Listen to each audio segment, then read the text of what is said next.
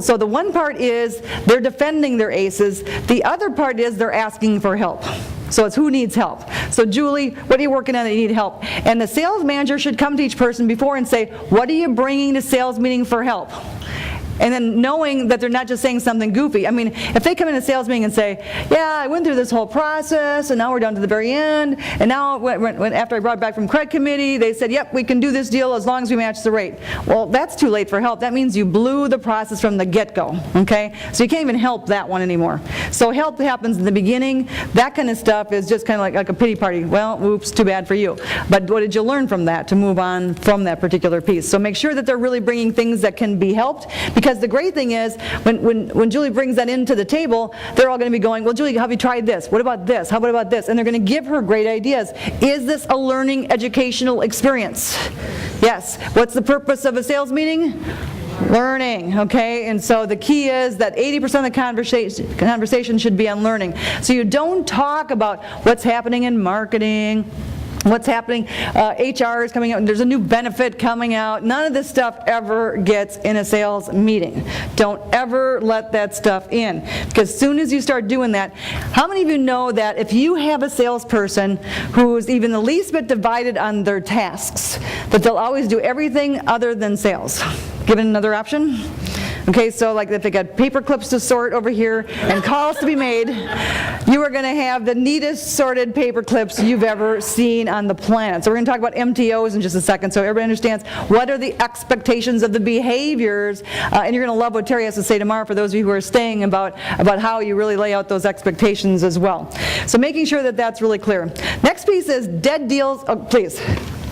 Where would you suggest, or how would you suggest then addressing those administrative issues so that it doesn't become a part of the sales meeting? Anywhere other than in the sales meeting, okay? A lot of those things can be handled email, a lot of them can be handled in, the CEO can have a weekly audio something that goes out that talks about all those kind of things.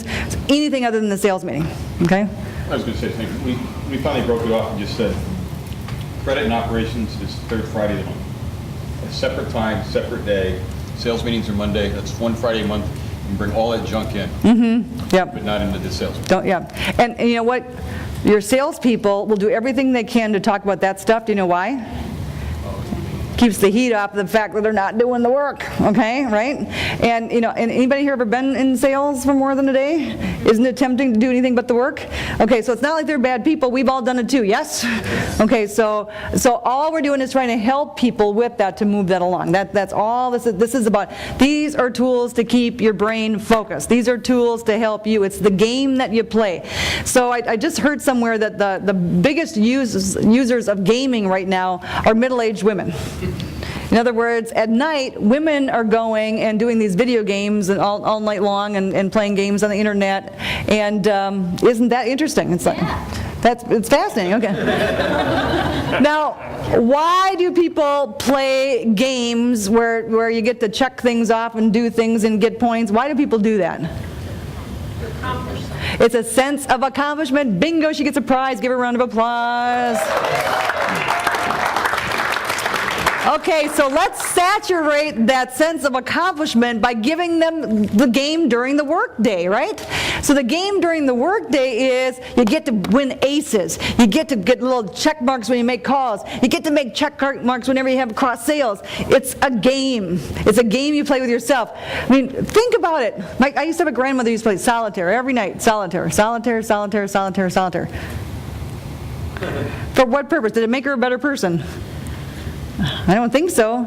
And yet there's some human basic need to just go win something, test something. Well, why not apply it to something that matters? Okay? So these are the tools I'm giving you is things you can use that for.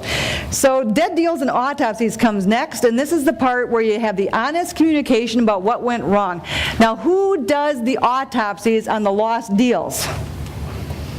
the sales manager's job. Sales manager. If you have a salesperson, they lose a deal, and you have them call and say, well, why did we lose this deal? Do you think they're going to get an honest answer? You think they're going to tell you, well, because I don't like the way you talk to me, or I don't like the fact that you didn't follow up well? But is this good stuff for your sales manager to discover? Oh, very good stuff, okay? So in the autopsies, again, when you bring this stuff up, it's a very vulnerable thing, because sales managers are going to be privy to some information. You just have to say, okay, guys, we're going to always be doing autopsies. We need to be open and really learn from the things. So it's not about guilt and shame. It's about learning. It's always about learning. So are you always going to lose deals? Yes. As long as you're breathing, you're going to be losing deals. If you have people who come into meetings going, oh, we can't talk about that because that'll hurt my feelings. Don't they know how hard I'm working? Is that going to be a disaster or what? So you can't allow that to happen. You have to make sure the mindsets are there of, guys, no guilt and shame on this, only learning. So we're going to do an autopsy. Okay, we lost XYZ account. When we called on that one to find out why we lost that deal, what they told us was that there was a competitor who was doing such and such, and they liked the fact that they did this better. Okay. That's good information. How can we bring that into our program? Or they didn't like the fact that that person called them and didn't call again for another 3 weeks when they were needing to make a decision right away. Oh, okay, what do? Better create a better system for follow-up on people. So now you learn from these things. So as sales managers, how do you need to handle this? Delicately, gracefully, and powerfully. Okay, so it's not kind of like we're not going to talk about this because this will hurt people's feelings. So you have to go into the eye of the needle, but you have to do it with kindness and grace, and we're not here to beat you up, but we're here to really look at what went wrong. Rod?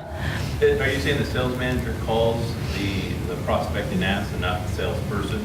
Right. So if the deal is lost, and I'll show you how this goes in the funnel in just a second. So every salesperson has to report every deal they lost. So anything that goes on the funnel doesn't come off unless there's a routing that shows where it went. So it either goes into a parking lot, and then there's a parking lot planned, or it goes into a lost deal. Okay, or it goes into a one deal. But if it goes into a lost deal, every one of those must have an autopsy before the sales meeting, so that you can take those fresh autopsies right in and move through that. And that's why the sales manager must do that. That's the sales manager's role. I think Rod's question was, the sales manager doesn't call a prospect.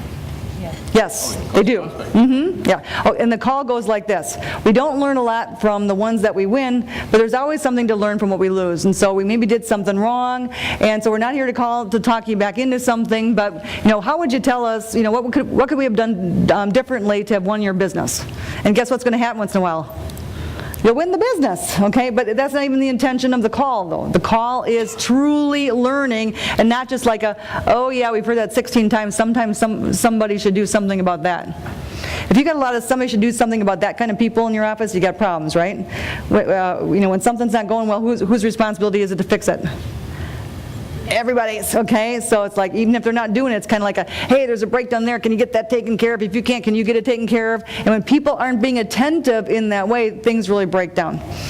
And then lastly, what's next section, this is the fun part where you say, okay, on the deals we won, who are some other ones just like them where we can go use what we've learned here and go get some more? So we just won a hospital account, we got their 401k and this and that. And what other hospitals in the area? What other packages can we put together for hospitals? How can we write letters for the hospital association? Who wants to be speaking at the hospital association about how to better manage your finances? How can we do this? That's where the creative part comes in as well. Now all these have timing on them.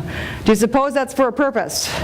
You bet. So humans left to their own devices will go into the ones that are least confrontational, right? Okay, because no one wants to go and go, oops, I screwed up. But you know what? We only learn, we go, oops, we got some growing to do. And that's why you need to keep it light and fun and playful.